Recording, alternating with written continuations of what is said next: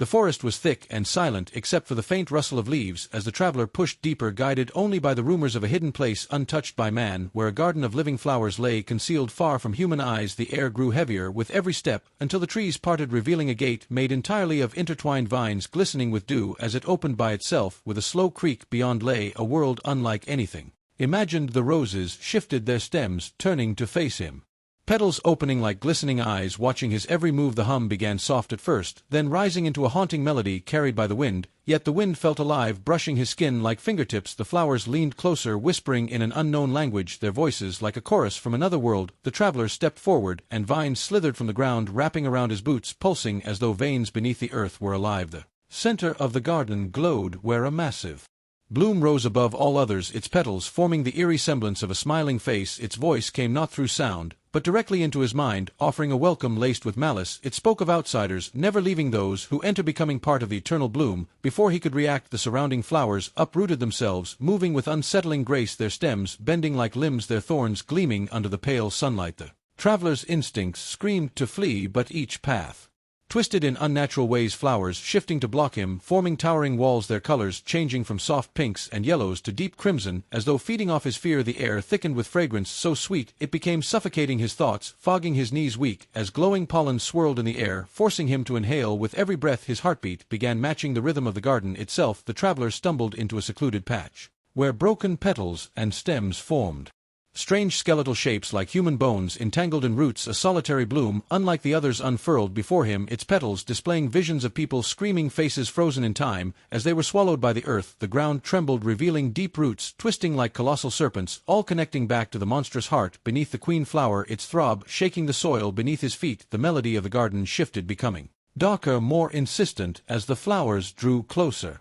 Their mouths opening to reveal rows of thorny teeth, spores erupted from the ground, shimmering in the dim light, and each breath made his limbs feel heavier, his fingers tingling as green veins spread under his skin. A vine brushed against his cheek, and it was warm, pulsing in sync with the garden, as though testing his flesh. The queen offered him a choice: stay forever as one of them, or feed the roots and become part of the soil. Panic surged through him as he fumbled for his lighter. Flames roared too.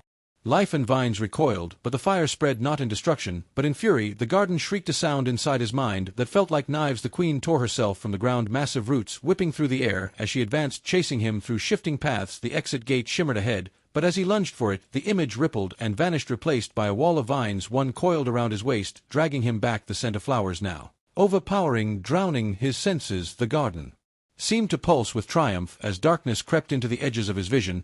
His last thought before blackness took him was the faint tickle of petals blooming on his skin and the chilling realization that the garden had already claimed him forever.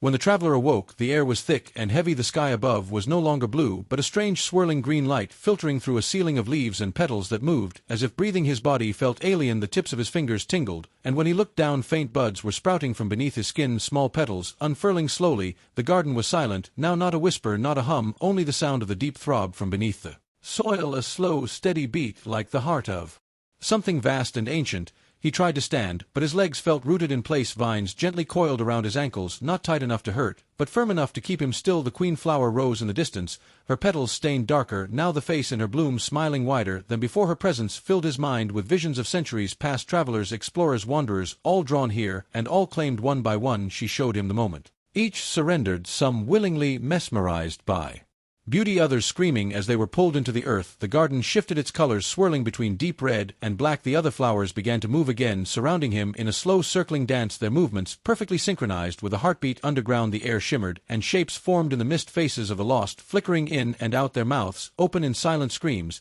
He felt something under the soil pushing upward, the ground cracking as thick roots emerged, pulsing with glowing liquid like blood. The queen's voice echoed in his mind, telling him the garden was not a place, but a living entity, older than the forest, older than the mountains itself, a being that fed not just on bodies, but on fear and life essence. The buds on his arms grew larger, their petals opening to reveal tiny eyes that blinked in unison with his own. Panic surged, but his body refused to obey, every muscle locked by unseen forces. A soft song began again, low and hypnotic, making his eyelids heavy, yet even as he fought it, He felt himself sinking deeper, not into sleep, but into the soil vines sliding around his chest and arms pulling him down inch by inch. The queen leaned closer, massive bloom casting a shadow that covered everything, and whispered one final promise in his mind. Once your roots touch the heart, you will never remember being human again. The last light above faded, replaced by the dim glow of the garden's core and the throb of the monstrous heart, growing louder until it became his own heartbeat, his body merging with the roots, his thoughts dissolving into the endless whisper of the flowers, and the garden welcoming him as its newest bloom forever.